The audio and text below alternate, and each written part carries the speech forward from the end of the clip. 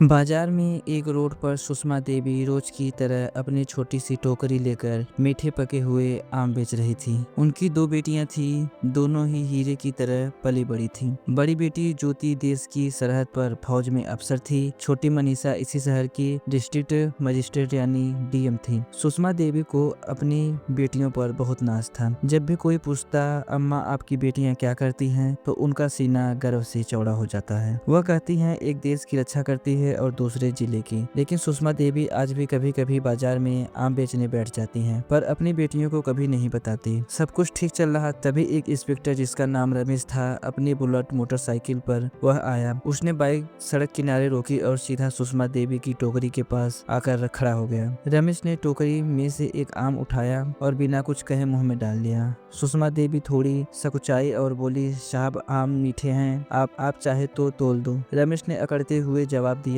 हाँ हाँ दे 1 किलो। सुषमा देवी ने कांपते हाथों से आम तोलकर पॉलिथीन में दे दिए। रमेश ने पैकेट लिया, फिर से एक आम निकाला और सामने ही काट कर खाने लगा। कुछ देर तक चबाने के बाद उसने मुंह बनाते हुए कहा, यह बेचा है तूने? एकदम बेस्वाद, आम मीठा तो बिल्कुल भी नहीं है। सुषमा देवी घबराकर बोली, नहीं साहब बहुत मीठे हैं, आप चाहे तो दूसरा चक्कर देख लीजिए। लेकिन रमेश हंसते हुए बोला, चुप, तेरे आम मीठा नहीं, तूने मुझे बेवकूफ बनाया है। और सुन, मैं 1 रुपया भी नहीं दूंगा, समझी? सुषमा देवी ने हिम्मत करके हाथ जोड़ते हुए कहा, साहब मेहनत से लाए हैं, कुछ तो पैसे दे दीजिए। बस यही सुनते ही रमेश का पारा चढ़ गया। उसने गुस्से में झुक पर उठाई और सड़क की दूसरी तरफ जोर से फेंक दी। टोकरी पलट गई और सारे आम सड़क, गाड़ियों और नाली में बिखर गए। सुषमा देवी हक्की बक्की रह गईं। उनकी आंखों में आंसू भर आए, होठ कांपने लगे। उनकी मेहनत और इज्जत दोनों ही सड़क पर कुचली जा रही थी। आसपास भीड़ जमा हो गई थी, लोग तमाशा देख रहे थे, कानाफूसी कर रहे थे, लेकिन किसी की हिम्मत नहीं हुई कि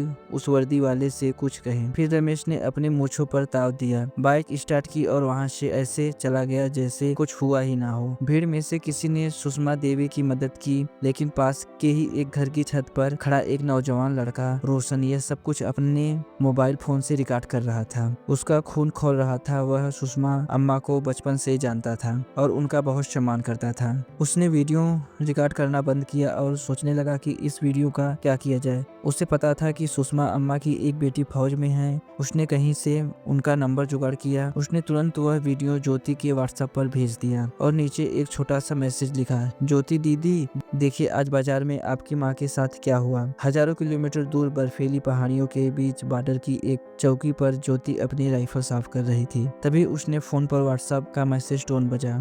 उसने फोन उठाकर देखा, एक अनजान नंबर से वीडियो आया था। उसने वीडियो प्ले किया। जैसे जैसे वीडियो आगे बढ़ा, ज्योति के चेहरे का रंग बदलता गया। उसकी शांत आंखें गुस्से से लाल हो गई। जब उसने इंस्पेक्टर रमेश की अपनी माँ की टोकरी उठाकर फेंकते देखा तो उसके हाथ कांपने लगे। उसकी माँ, जिसने उसे और उसकी बहन को पालने के लिए अपनी पूरी जिंदगी लगा दी, आज सड़क पर बेबस रो रही थी और लोग तमाशा देख रहे थे। उसके अंदर का फौज जाग उठा।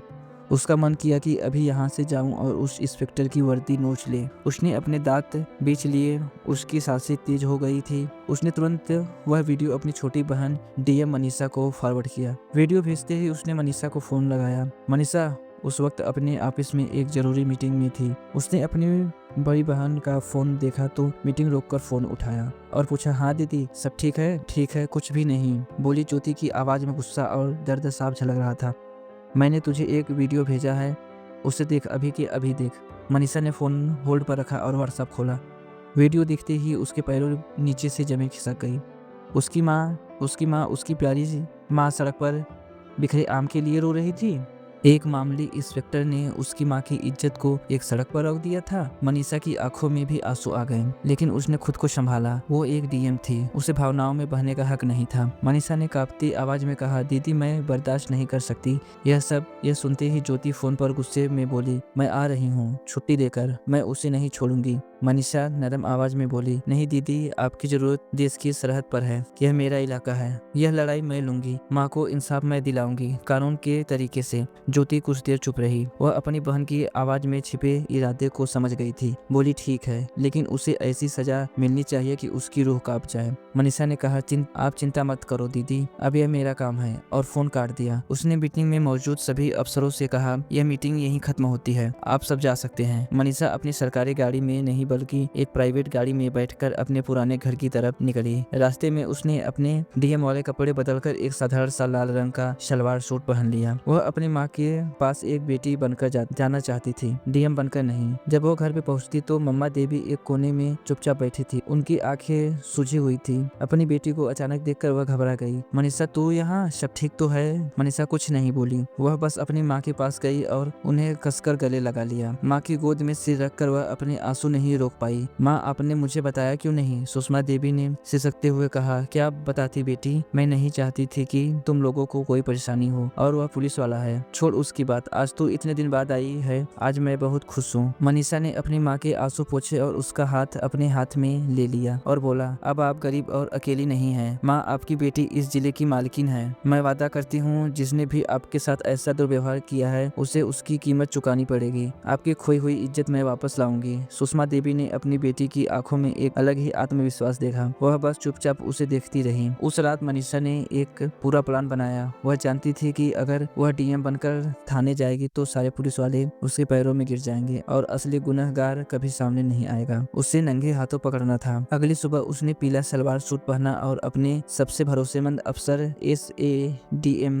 विजय को फोन किया। विजय, मैं तुम्हें एक काम दे रही हूँ और यह काम हम दोनों के बीच ही रहनी चाहिए। उसने कहा, जी मैडम, हुक्म कीजिए। बोली, मैं सिविल ड्रेस में शहर के कोतवाली थाने में एक पत्र लिखवाने जा रही हूँ, अपनी पहचान छिपाकर। मैं चाहती हूँ कि तुम ठीक 2 घंटे बाद जिले के SP, DSP और बाकी बड़े पुलिस अफसरों की टीम के साथ थाने पहुँचो। जब तक मैं इशारा ना करूँ कोई कुछ नहीं बोलेगा।